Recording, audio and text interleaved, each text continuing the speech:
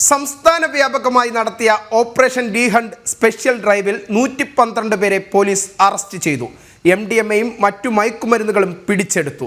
Special ഡ്രൈവിൽ മയക്കുമരുന്ന് വിൽപ്പനയിൽ ഏർപ്പെടുന്നതുമായി ബന്ധപ്പെട്ട് സംശയിക്കുന്ന 2094 പേരെ പരിശോധനയ്ക്ക് വിധേയമാക്കിയതായും പോലീസ് അറിയിച്ചു.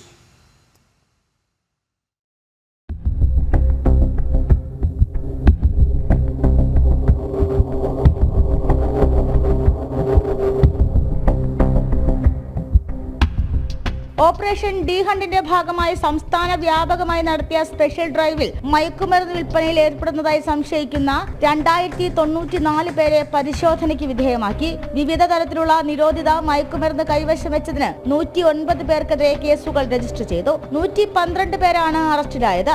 ഈ കേസുകളിലെല്ലാം കൂടി മാരക മയക്കുമരുന്നുകളായ MDMA, കഞ്ചാവ് ബീഡി എന്നിവ പോലീസ് പിടിച്ചെടുത്തു. നിരോധിത മയക്കുമരുന്നുകളുടെ സംഭരണത്തിലും വിപണനത്തിലും ഏർപ്പെട്ടിരിക്കുന്നവരെ കണ്ടുപിടിച്ച് കർശന നിയമ നടപടി സ്വീകരിക്കുന്നതിനാണ് സംസ്ഥാന വ്യാപകമായി ഓപ്പറേഷൻ ഡി ഹണ്ട് നടത്തിയത്. പൊതുജനങ്ങളിൽ നിന്നും മയക്കുമരുന്ന് സംബന്ധിച്ച വിവരങ്ങൾ സ്വീകരിച്ച് നടപടികൾ കൈക്കൊള്ളുന്നതിനായി 24 മണിക്കൂറും പ്രവർത്തിക്കുന്ന ആന്റി നാർക്കോട്ടിക് കൺട്രോൾ റൂം നിലവിലുണ്ട്.